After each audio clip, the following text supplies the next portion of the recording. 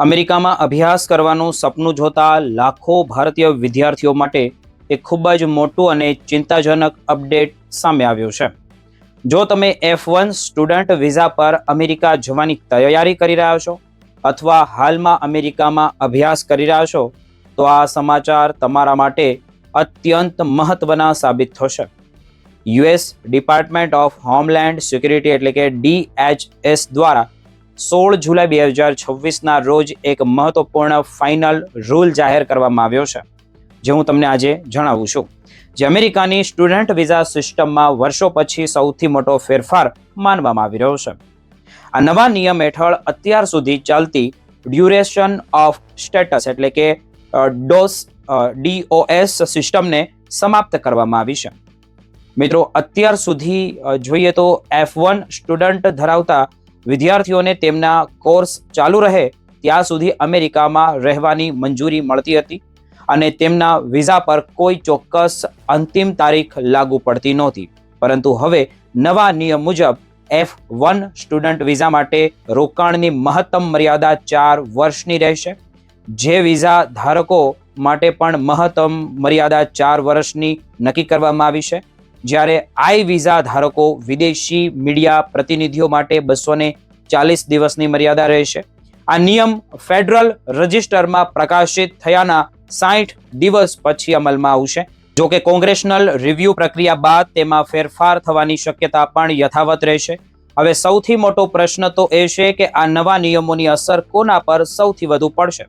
હાલમાં અમેરિકામાં અંદાજે 3,66,000 ભારતીય વિદ્યાર્થીઓ અભ્યાસ કરી રહ્યા છે અને તેઓ અમેરિકાના કુલ આંતરરાષ્ટ્રીય વિદ્યાર્થીઓમાંથી લગભગ 31% જે હિસ્સો હોય તે ધરાવે છે.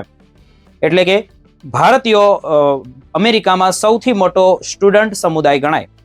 પરંતુ હવે 4 વર્ષની નવી મર્યાદા ખાસ કરીને એવા વિદ્યાર્થીઓ માટે પડકાર બની છે જેઓ લાંબા ગાળાના અભ્યાસક્રમોમાં દાખલ છે. સામાન્ય રીતે PhD પૂર્ણ કરવામાં 5 થી 7 વર્ષનો સમય લાગે છે. ઘણા રિસર્ચ આધારિત માસ્ટર કોર્સ 2 થી 3 વર્ષ સુધીના હોય છે, એટલે ચાલે છે, અને મેડિકલ તેમજ કેટલીક સ્પેશિયાલિસ્ટ એન્જિનિયરિંગ ડિગ્રી પણ 4 વર્ષથી વધુ સમય લાગે છે. એટલે કે હવે આવા હજારો ભારતીય વિદ્યાર્થીઓએ અભ્યાસ પૂર્ણ કરવા માટે ફરજિયાત રીતે વિઝા એક્સટેન્શન માટે અરજી કરવી પડશે.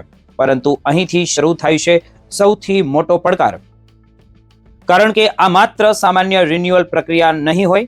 4 વર્ષથી વધુ સમય અમેરિકામાં રહેવા માટે વિદ્યાર્થીએ સીધી USCIS પાસેથી અરજી કરવી પડશે અને આ પ્રક્રિયામાં બાયોમેટ્રિક વેરિફિકેશન, બેકગ્રાઉન્ડ ચેક, સુરક્ષા તપાસ અને ફ્રોડ સ્કીનિંગ જેવી કડક કાર્યવાહીઓનો સમાવેશ આમાં થઈ રહ્યો છે.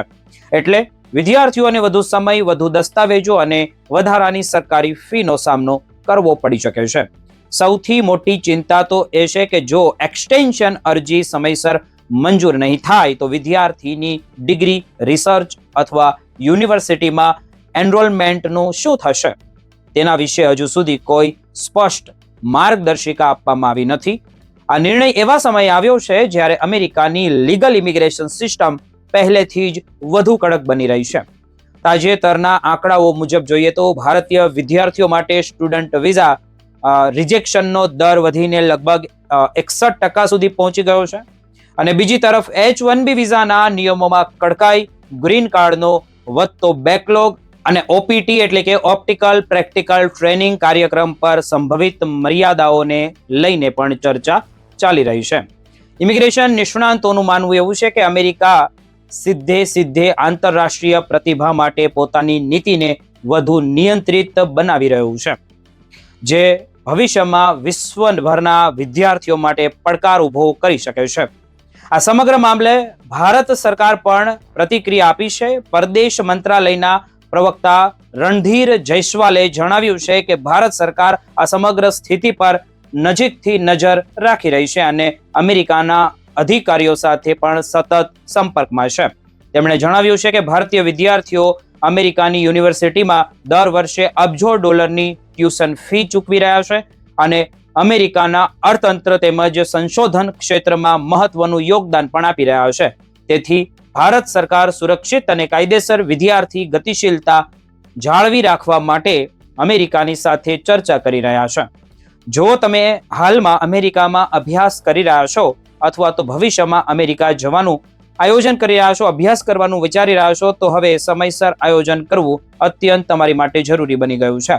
ખાસ કરીને જો તમે પીએચડી, રિસર્ચ આધારિત માસ્ટર, મેડિકલ અથવા તો 4 વર્ષથી લાંબા કોર્સમાં છો, તો તરત જ તમારી યુનિવર્સિટીના ઇન્ટરનેશનલ સ્ટુડન્ટ ઓફિસનો સંપર્ક કરવો જોઈએ. તમારા વિઝા સ્ટેટસ અંગે સંપૂર્ણ માહિતી મેળવો અને સમયસર એક્સટેન્શન માટે પણ તમારે તૈયારી શરૂ કરી દેવી જોઈએ.